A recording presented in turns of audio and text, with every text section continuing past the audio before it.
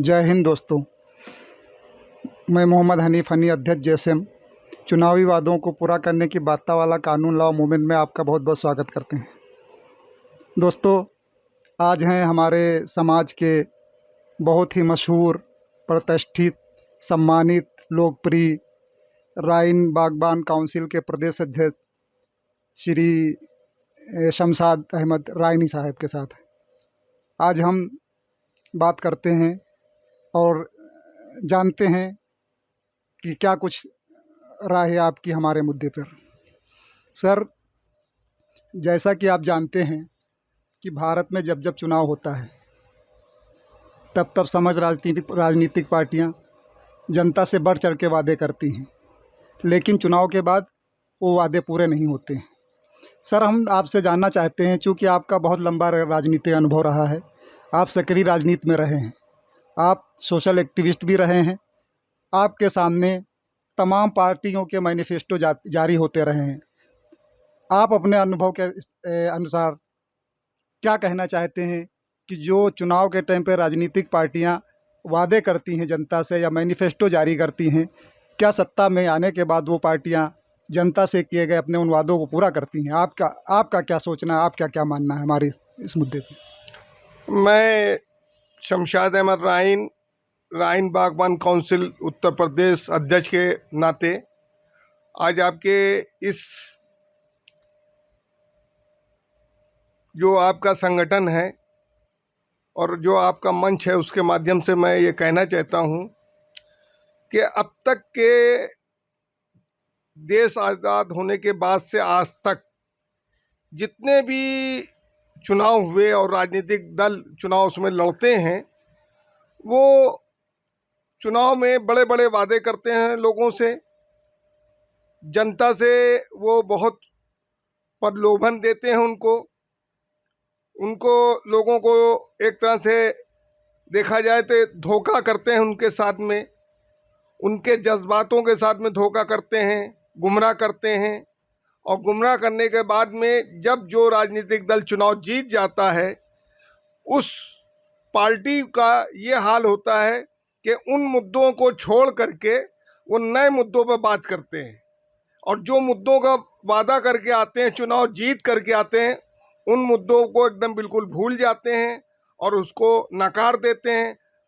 बल्कि उसमें मैंने ये भी देखा है कि अगर उन मुद्दों पे लोग, जनता जनार्दन उस पर उन मुद्दों की मांग करती है या धरना प्रदर्शन करती है, तो उस पर उनको लाठी खाने को मिलती है, गोली खाने को मिलती है और जेलों की हवा खाने को मिलती है। जैसे उदाहरण के तौर पे मैं देख रहा हूँ बेरोजगार, इस वक्त बेरोजगारी का मुद्दा है, जिसमें माननीय प्रधानमंत्री जी ने भी और उत्तर प्रदेश के अंदर जो सरकार इस वक्त मौजूदा चल रही है, उस सरकार ने भी बेरोजगारी के मुद्दे पे बड़े बड़े वादे करे थे और चुनाव जीत करके केंद्र सरकार भी बन गई और प्रदेश सरकार भी बन गई।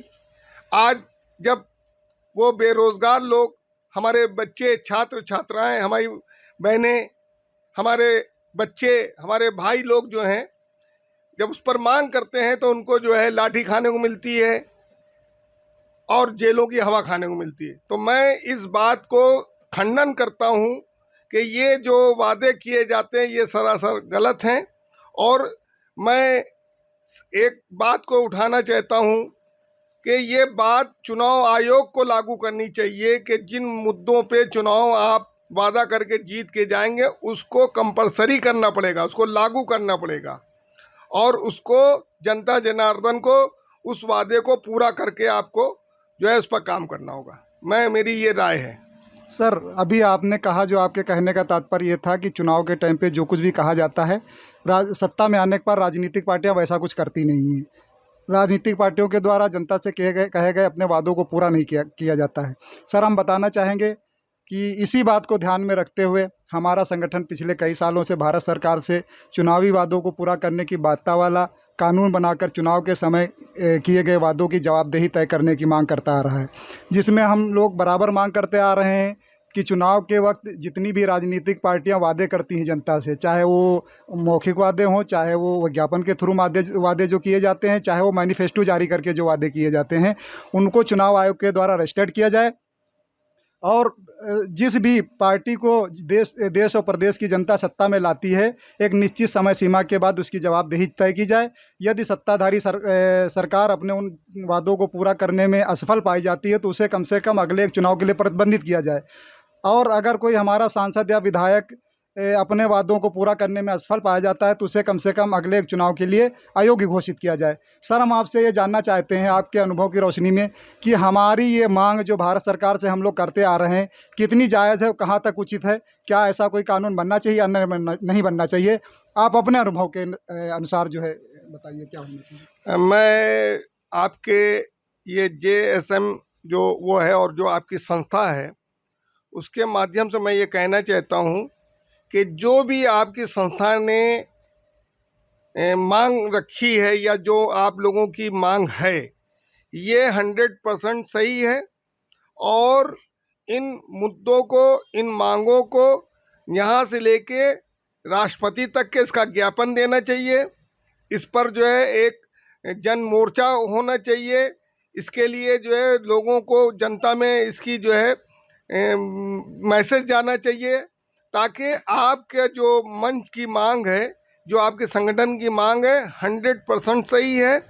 और उन सारी बातों को जो आपने कहा है उनको मैं दोहराना नहीं चाहता हूँ, वो सारी बातें सही हैं।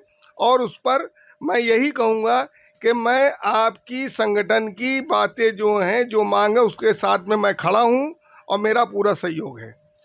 सर, अभी आपने बात की कि ये इस संबंध में राष्ट्रपति जी को, प्रधानमंत्री जी को विज्ञापन देना चाहिए। मैं सर आपको जानकारी में आपकी जानकारी लिए बताना चाहता हूँ कि हमारा संगठन कई बार 2013 में माननीय तत्कालीन प्रधानमंत्री माननीय मनमोहन जी को पत्र लिखा था। उसके बाद से माननीय नरेंद्र मोदी जी को कई बार हम लोगों ने पत्र लिखा, राष्ट्रपति जी को लिखा, चुनाव आयोग को लिखा। यहाँ तक कि हम लोग उत्तर प्रदेश के गवर्नर 2017 में तत्कालीन गवर्नर माननीय राम नाईक जी से मुलाकात करके उनके माध्यम से भी हम लोगों ने प्रधानमंत्री जी को लेटर भेजा था। सर, हम लोग अपनी कोशिश कर रहे हैं। सर, हम आपसे ये जानना चाहते हैं, जैसे तमाम हमारे देश के तमाम बड़े नेताओं के स्टेटमेंट हैं, जिसको मैं पढ़ूंगा तो बहुत टाइम लग जाएगा, मैं कुछ थोड़ा सा पढ़ के आपको बता देता हूं। जैसे प्रधानमंत्री जी ने कहा कि कांग्रेस ने बिजली पर वादे नहीं पूरे किए, अच्छे दिनों के नाम पे ठगे गए लोग, ये अखिलेश यादव जी का कहना है। मोदी ने दिया धोखा, ये अखिलेश यादव जी का कहना है। सपा पर बरसे राजनाथ सिंह, बोले कोई वादा पूरा नहीं किया है। मुलायम बोले मोदी झूठ बोलकर जनता को ठगा। अब हम जानना चाहते हैं, हमारे पास ऐसे बहुत से बयान हैं बड़े राजनेताओं के, हम सर आपको आपके अनुभव के आधार पे जानना चाहते हैं कि ठगी और धोखा ये सब ऐसे वर्ड्स हैं जो एक अपराध का बोध कराते हैं। यही अपराध जब कोई हमारी संस्था, कोई व्यक्ति, संस्था, कोई NGO, कोई फर्म, कोई भी करता है तो उसके खिलाफ कानूनी कार्रवाई हो जाती है। लेकिन यही सब ठगी और यही धोखा जब हमारे राजनेता और देश की बड़ी पार्टियां जनता के साथ में करती हैं तो आखिर उनके खिलाफ कानूनी कार्रवाई क्यों नहीं होती? इसकी क्या मुख्य वजह हो सकती है आपके अनुसार? क्या इनके लिए कोई ये कानून नहीं होना चाहिए क्या? मैं जो अभी आपने बातें बताई कि पार्टियों के, राजनीतिक पार्टियों के जो नेता लोग कहते हैं कि वादे नहीं पूरे, ये एक दूसरे पे आरोप लगाते हैं। ये आपस में सब मिले हुए लोग हैं और ये सारी चीज़ें जनता को देने की जब बात आती है तो ये आपस में एक दूसरे पे सिर्फ आरोप लगाते हैं। और जो शब्दों का ये प्रयोग करते हैं वो शब्द जो है अपराध की श्रेणी में आते हैं। अगर वही शब्द या उसी तरह की कार्य प्रणाली हम लोगों की होती है तो वो हम लोग कानून के दायरे में हम लोगों पर वो चीज़ लागू होती है। और इसी प्रकार मैं ये मांग करता हूँ आपके चैनल के माध्यम से कि ये राजनीतिक दल लोग, राजनीतिक लोग, बड़े नेता लोग जो एक दूसरे दलों पे, एक दूसरी पार्टी के नेताओं पे आरोप लगाते हैं, इनके पर भी इसी प्रकार की कार्रवाई होनी चाहिए। और इस बात की मैं राष्ट्रपति जी से, प्रधानमंत्री जी से और प्रदेश में राज्यपालों से मांग करता हूँ कि वो सबसे पहले अपने माध्यम से चुनाव आयोग को निर्देशित करें कि ये चुनाव आयोग इस पर बैठ करके बात करे, विचार विमर्श करे, सारी विपक्षी दल सत्ता पार्टी के लोगों से बैठ के बात करे, और एक ऐसा सख्त कानून आना चाहिए कि जिसमें चुनाव में किए हुए वादों को पूरा करना चाहिए। और कोई हमारा विधायक, कोई सांसद हमारा अगर खुले मन से चुनाव के दरमियान कोई बात को कहता है, सड़क, बिजली, पानी जैसी समस्या, ये मूल समस्याएं हैं, अगर उन समस्याओं को कहा जाता है तो उनको भी पूरा करना चाहिए। अगर नहीं करता है तो उनका चुनाव रद्द करके और उनको एक टर्म जो है फिर चुनाव ना लड़ने की उनको आदेश होना चाहिए।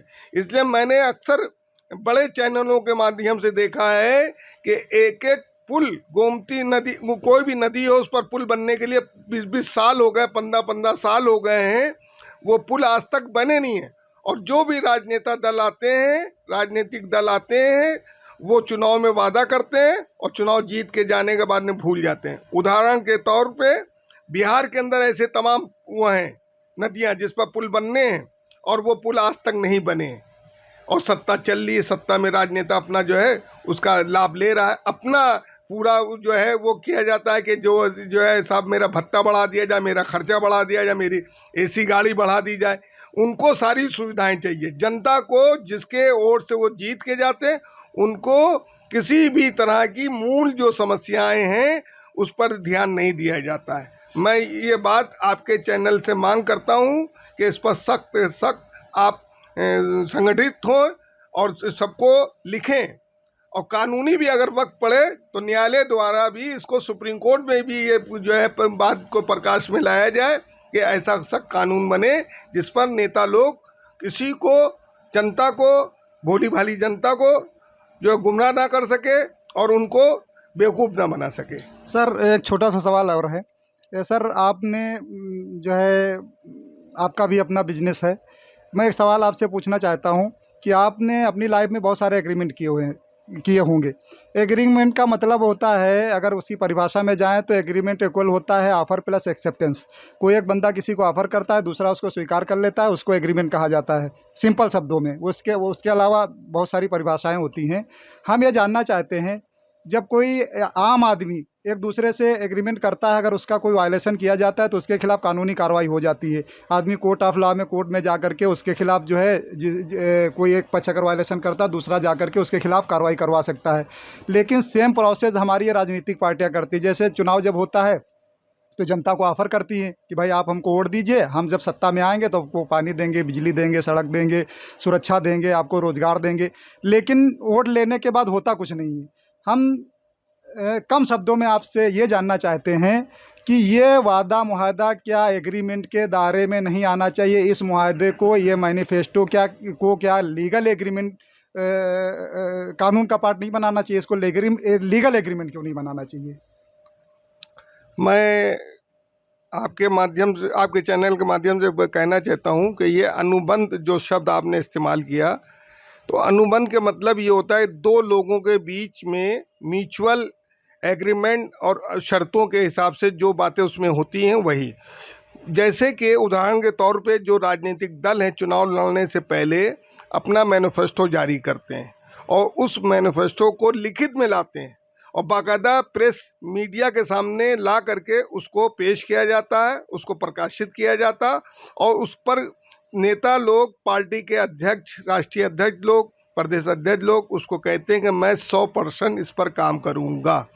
लेकिन अभी तक देखने में ये आया है कि किसी भी राजनीतिक दल ने 100% छोड़ दीजिए 50% भी काम नहीं किया है, 25% भी काम नहीं किया है। एक दो मुद्दे जो उनके हित में होंगे, जिसको वो उससे फ़ायदा उठा सकें, लाभ उठा सकें, वो बात तो उन्होंने शायद पूरी करी हो।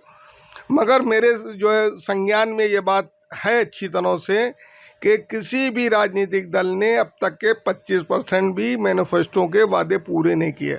और जो आपने बात कही, ये बात इसी प्रकार की है कि इस मैनिफेस्टो को जिस तरह से अनुबंध होता है, उस पर लागू होता है, एक दूसरे को मानने के लिए बाध्य होते हैं, इसी तरह से ये राजनीतिक दलों को ये अनुबंध, ये उनका मैनिफेस्टो जो होता है, चुनाव घोषणा पत्र, उसको अगर वो करते हैं, उसको उन पर लागू हो। अगर वो नहीं मानते हैं, नहीं इस पर काम करते हैं, तो उस राजनीतिक दल को जो है बैन कर देना चाहिए। चुनाव आयोग से मैं ये मांग करता हूँ, राष्ट्रपति जी से मैं ये मांग करता हूँ कि इसको लिखित में लाना चाहिए कि ये घोषणा पत्र जो जारी होगा जिस भी राजनीतिक दल का, उस पर आपको 100% काम करना होगा, नहीं तो वरना दोबारा आप चुनाव नहीं लड़ सकते।